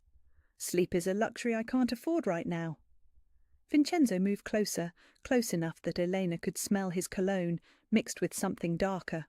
Coffee, leather, the particular scent of a man who carried the weight of other people's lives. "The Marconis are testing boundaries tonight, seeing how far they can push before I push back. And if they push too far, then tomorrow the city will have one less crime family to worry about." The casual way he said it, like discussing the weather or dinner plans, should have terrified Elena. Instead, she found herself stepping closer, drawn by an instinct she couldn't name. "Your mother's blood pressure is elevated. The stress is affecting her heart." Vincenzo's expression shifted immediately, concern replacing the calculated coldness. "How much?" "Enough that she needs monitoring tonight. I've adjusted her medication, but if there's shouting or confrontation—" "There won't be, not in front of her." Elena reached up without thinking, her fingers brushing against a small cut on Vincenzo's jawline that he'd gotten while shaving with unsteady hands. The moment she touched him, the air between them changed, becoming charged with something electric and dangerous. "You're bleeding," she whispered. Vincenzo caught her wrist gently, but didn't pull her hand away. Instead, he turned his face into her palm, his lips barely grazing her skin. The gesture was so intimate, so unexpected, that Eleanor's knees nearly buckled. "Eleanor." Her name on his lips sounded like a prayer and a curse combined. They stood frozen in the hallway, her hand against his face, his fingers circling her wrist, both of them breathing like they'd run a marathon. The grandfather clock in the corner ticked away seconds that felt like hours, and Eleanor understood with crystal clarity that whatever happened next would change everything between them. The sound of car engines in the driveway broke the spell. Vincenzo stepped back, releasing her wrist, but his eyes never left her face. "The guests are arriving. I should check the kitchen. Elena." She turned back at the door. "Stay close to my mother tonight. If anything happens, anything at all, get her to the safe room behind the library. Tony will show you where it is." "What kind of anything?" "The kind that means I've failed to keep my family safe." The Marconi delegation arrived like a funeral procession. 5 black cars, 12 men in expensive suits, and the kind of tension that made the air itself feel heavy. Elena watched from the kitchen window as Vincenzo greeted them with perfect courtesy that didn't quite hide the steel underneath. "Showtime," Sophia murmured, appearing at Elena's shoulder. Her colour was better after the medication adjustment, but Elena could still see the worry lines around her eyes. Dinner service proceeded with mechanical precision, but Elena noticed details that would have escaped her 2 months ago. The way certain men kept their hands close to their jackets. How the conversation remained carefully neutral, touching on business topics without ever discussing actual business. The fact that Salvatore Benedetto, who had been effusive in his gratitude 8 weeks ago, now watched Elena with calculating eyes. It was during the third course that everything went sideways. "The Torino family has always valued tradition," announced Carmine Marconi, raising his wineglass with mock ceremony. "Your father, God rest his soul, understood that some customs should be preserved." "My father valued many things," Vincenzo replied evenly. "Tradition, honour, the ability to adapt to changing times." "And yet you've made interesting choices about who to trust with family business." Elena felt the temperature in the room drop 10 degrees. Around the table, hands shifted slightly, men glanced at exits, and Sophia's grip tightened on her water glass. "I trust people who have earned it," Vincenzo said, "even when those people have no blood connection to our world, no understanding of our ways." Carmine's smile was sharp as broken glass. "Tell me, how well do you really know your new household manager?" The question hung in the air like poison gas. Elena realised with sickening clarity that this entire dinner had been orchestrated not to discuss business, but to challenge her presence in Vincenzo's world. They weren't just testing his leadership, they were testing his judgment about her. "I know," Vincenzo said slowly, his voice carrying enough menace to make several men shift uncomfortably, "that Elena Rossi saved my mother's life, earned the respect of everyone at this table, and has shown more loyalty in 2 months than some people have shown in 20 years. "Loyalty?" Carmine practically spat the word. "From a waitress who appears from nowhere, who conveniently has medical training, who happens to be exactly what your family needs. Don't you find that suspicious, Vincenzo?" Elena's blood turned to ice. They knew about her background, had probably investigated every detail of her life. This was an accusation disguised as concern, an attack wrapped in the language of protection. "What I find suspicious," Sophia said, her voice cutting through the tension like a blade, "is guests who come to my table and insult the woman who saved the life of one of their own family members. With respect, Sophia, we're simply concerned about infiltration, about people who might not be what they seem." Elena stood slowly, her chair scraping against marble floor with a sound like fingernails on a chalkboard. Every eye in the room turned to her, but she found herself looking only at Vincenzo, who watched her with an expression she couldn't read. "Mr. Marconi," Elena said, her voice steady as surgical steel, "you're absolutely right. I'm not what I seem." The silence that followed was complete, suffocating. "I seem like a simple waitress, but I'm actually someone who gave up medical school to save her sister's life. I seem like an outsider, but I'm actually someone who would die before I let harm come to this family. I seem like someone who appeared from nowhere, but I'm actually someone who spent 8 years learning that loyalty isn't about bloodlines, it's about choice." Eleanor moved around the table, her hand trailing along the backs of chairs, her voice never wavering. "You want to know what I really am? I'm someone who has nothing left to lose and everything to protect. I'm someone who learned to save lives instead of taking them, who earned my place at this table through competence instead of inheritance. And I'm someone who would rather face whatever accusations you have than pretend to be ashamed of who I've become." She stopped behind Vincenzo's chair, her hand coming to rest on his shoulder. "So if you have concerns about my loyalty, Mr. Marconi, I suggest you voice them directly, because I'm done being polite about defending my place in this family." The room erupted in chaos, shouting voices, chairs scraping, hands moving toward weapons. But Elena only heard Vincenzo's quiet laughter and Sophia's whispered "brava." The war for her acceptance had begun, and Elena Rossi, intended to win it. The first assassination attempt came on a Tuesday morning, disguised as a routine medical appointment. Elena noticed the tail 3 blocks from Mount Sinai, the same dark sedan that had been parked outside Sophia's favourite pharmacy the day before. She'd developed an eye for surveillance during her months with the Torino family, the way certain cars appeared too frequently, how men in expensive suits lingered too long in coffee shops, the particular tension that settled over a neighbourhood when predators were hunting.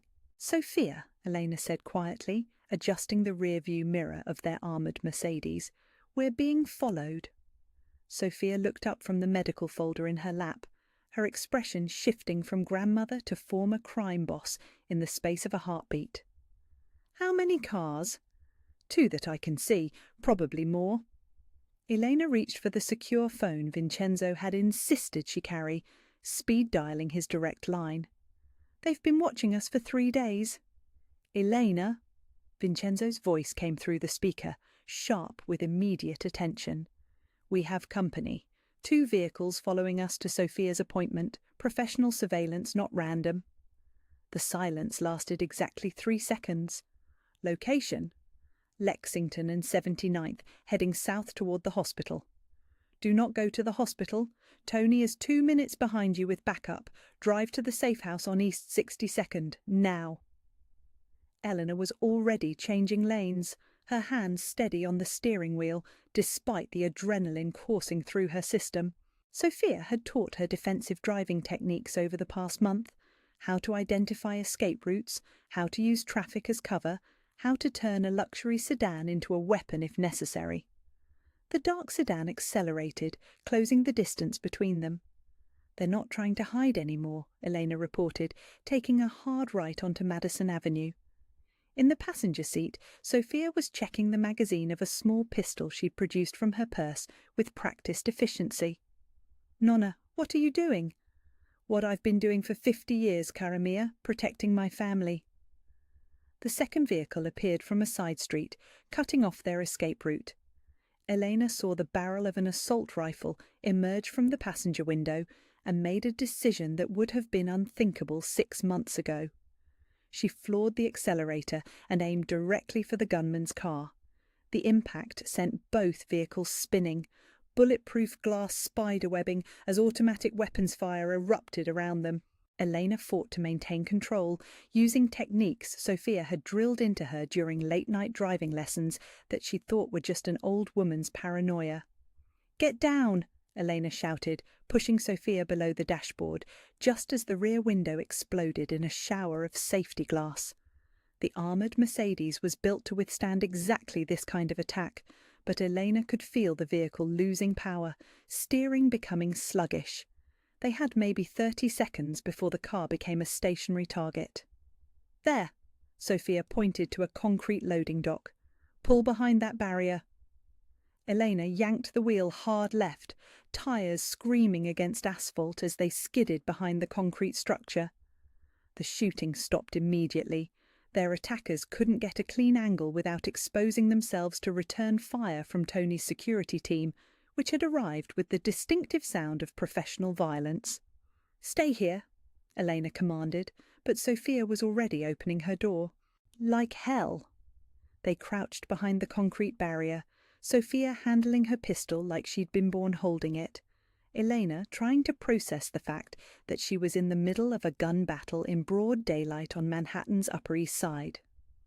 "Who are they?" Elena asked, checking Sophia's pulse automatically, even as bullets ricocheted off concrete inches from their heads. "Castellano family, most likely. They've been testing boundaries since Vincenzo refused their partnership offer last month." "Testing boundaries by trying to kill his mother?" "Testing boundaries by trying to kill the woman who's become more important to him than his mother." Sophia's smile was grim as winter. "Elena, you've become Vincenzo's weakness. In our world, that makes you a target." The gunfire intensified, then stopped abruptly. Elena heard shouting in Italian, the sound of car doors slamming, engines racing away into traffic. The attack had lasted less than 4 minutes, but it felt like hours. Tony Marcelli appeared around the barrier, his suit torn, his face grim. "Clear. They're gone." Casualties? Sophia asked, rising from cover with the fluid grace of someone who had survived dozens of similar encounters. 2 wounded, none dead. They weren't trying to kill us, Mrs. T. They were sending a message. Eleanor looked at the bullet holes in the concrete barrier, the shattered glass scattered across the loading dock, the blood on Tony's shirt sleeve. What message? That you're not untouchable, Sophia said quietly. That choosing to love my son has made you a weapon they can use against him. The safe house was a penthouse apartment that looked like it belonged in an interior design magazine, if interior design magazines featured panic rooms and weapons caches hidden behind false walls. Elena sat on a leather sofa, applying antiseptic to cuts on Sophia's hands while her mind processed what had just happened. She had been in a shootout. She had rammed a car full of gunmen. She had protected Sophia Torino with her body and her life, and the terrifying part was how natural it had felt. Your hands are steady, Sophia observed as Eleanor bandaged a particularly deep cut. Most people shake after their first real violence. This wasn't my first. Eleanor's voice was quiet, distant. The night my parents died, I held my father's hand while he bled out waiting for the ambulance. I performed CPR on my mother for 20 minutes knowing she was already gone. I learned that shaking is a luxury you can't afford when someone's life depends on you staying calm. Sophia studied Elena's face with eyes that had witnessed decades of brutality and survival. And now? Now I'm angry. Elena's voice carried a steel edge that would have surprised the customers at Nonna's kitchen. They targeted you to hurt Vincenzo. They turned your medical appointment into an ambush. They tried to kill a woman whose only crime is loving her son. And what do you intend to do about it? Elena met Sophia's gaze steadily. Whatever Vincenzo needs me to do. Vincenzo arrived 30 minutes later with enough security to invade a small country. Elena heard him before she saw him, his voice carrying through the apartment as he received reports, issued orders, and orchestrated what sounded like preparation for war. When he finally entered the living room, Elena saw something in his face that made her stomach clench with fear. Not fear of him, but fear for him. Vincenzo Torino looked like a man who had decided that mercy was a luxury he could no longer afford. "Mama!" He kissed Sophia's forehead, his hands gentle as they checked for injuries. "Are you hurt?" "Cuts and bruises. Elena protected me." Vincenzo's eyes found Elena across the room, and she saw something in them that made her breath catch. Gratitude, relief. And underneath it all, a hunger that had nothing to do with violence and everything to do with the way she was looking at him, like he was the only solid thing in a world that had just revealed itself to be built on quicksand. "Elena!" He crossed to her in 3 steps, his hands framing her face, his thumbs brushing across her cheekbones. "Are you all right?" "I'm fine. Sophia's blood pressure spiked during the attack, but it's stabilized now. She needs rest and monitoring, but no lasting damage." "I'm not asking about my mother. I'm asking about you." Elena looked into Vincenzo's eyes and saw her own transformation reflected there. The invisible waitress was gone, replaced by someone who had faced death and chosen to fight back. Someone who belonged in rooms where life and death decisions were made over espresso and handshakes. "I'm exactly where I'm supposed to be," she said. Vincenzo's hands tightened on her face, and for a moment Elena thought he might kiss her right there, in front of Sophia and Tony and 6 armed men. Instead, he pressed his forehead against hers, breathing like a man who had just been granted a reprieve from execution. "They made a mistake today," he said quietly. "They threatened my family. They targeted the woman I—" He stopped, the confession hanging unfinished between them. "Vincenzo." Elena's voice was barely a whisper. "They made it personal, Elena, and in my world, personal debts are paid in blood." That night, as Elena sat by Sophia's bedside monitoring her recovery, she understood that everything had changed. The attack hadn't just been about territory or business partnerships. It had been about testing whether Vincenzo would sacrifice his feelings for strategic advantage. He had chosen her. publicly, definitively, with consequences that would ripple through every criminal organization on the East Coast. Elena Rossi had become the most dangerous woman in New York, not because she could kill, but because she had made the most dangerous man in the city willing to die for her. And tomorrow she would have to decide if she was willing to kill for him.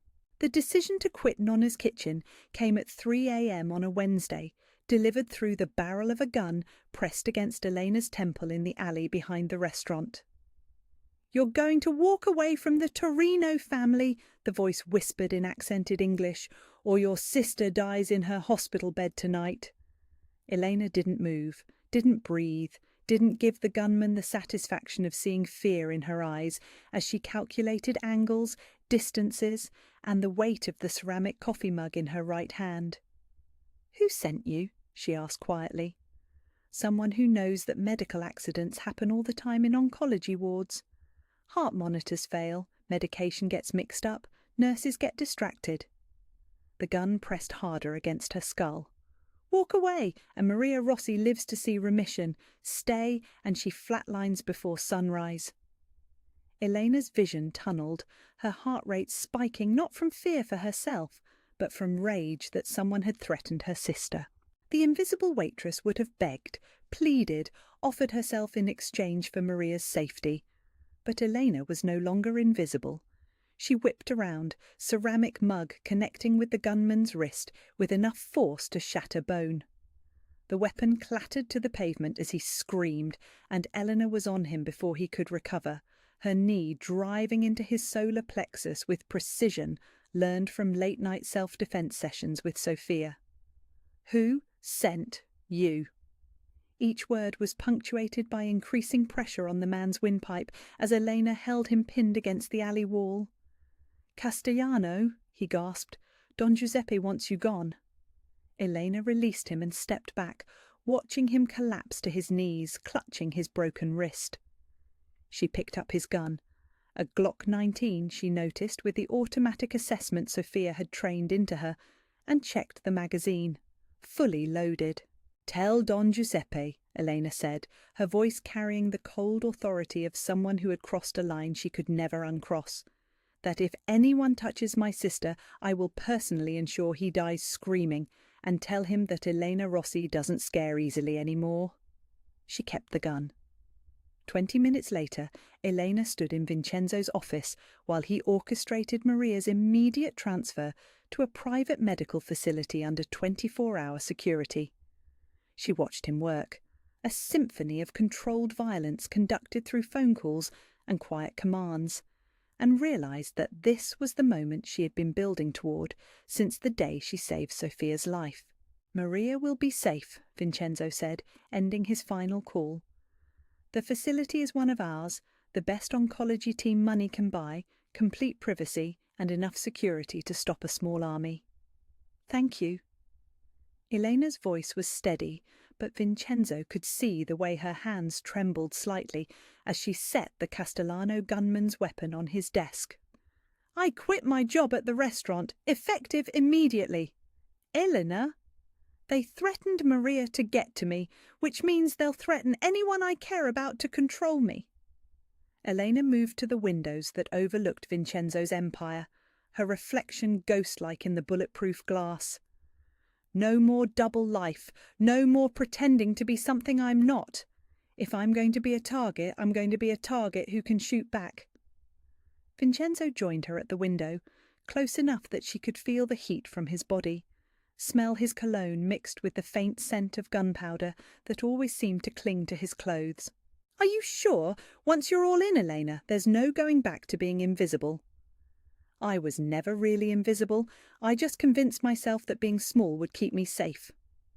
Elena turned to face him, and Vincenzo saw steel in her eyes that hadn't been there 6 months ago. "But they found me anyway. They threatened the one person I would die for. So now they get to learn what happens when you corner someone with nothing left to lose." The air between them crackled with electricity and unspoken promises. Vincenzo raised his hand to Elena's face, his thumb tracing the line of her cheekbone. "In my world, Elena, Love is the most dangerous weapon you can carry. It makes you strong enough to kill for someone and vulnerable enough to die for them. Is that what this is? Elena's voice was barely a whisper. Love? From the moment you knelt in the street to save my mother's life, you've been the most dangerous person in my world, because you make me remember what it feels like to have something worth protecting. Elena's breath caught as Vincenzo's other hand settled on her waist, pulling her closer until she could feel his heartbeat against her chest. Vincenzo. I love you, he said simply, the words falling between them like a match dropped on gasoline. I love your steady hands and your brave heart. I love the way you refuse to be invisible. I love that you see the man I could be instead of the monster I am.